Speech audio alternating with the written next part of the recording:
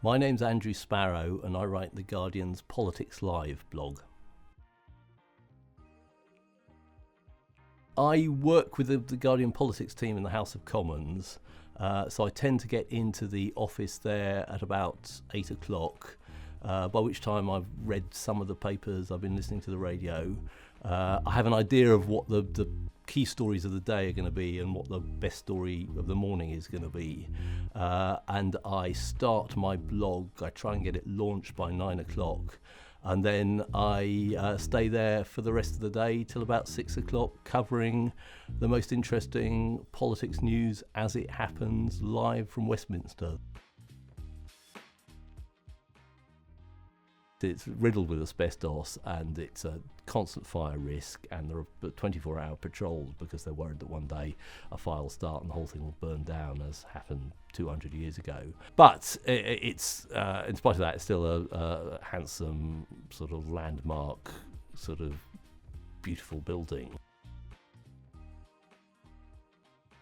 A blog is like a radio program, and you constantly have to keep filling it, and if you go away for lunch and leave it empty for an hour and a half, then it's not much good. So it's stressful in the sense that you're tied up to the news agenda all the time, but by definition I'm interested in news.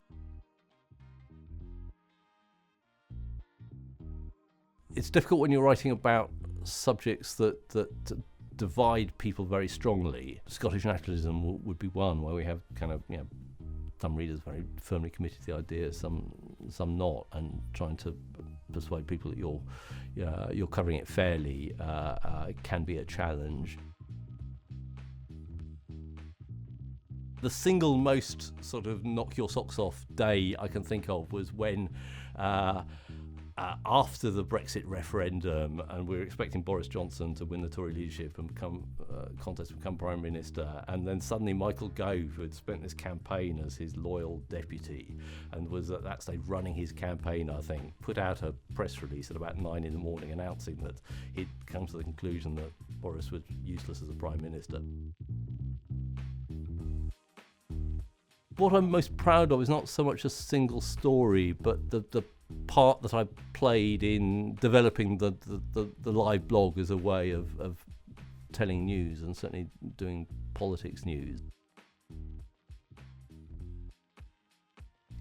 Guardian journalism is a public service, and it's a public good, and if you believe in journalism as a public good, then it's worth spending a bit of money on.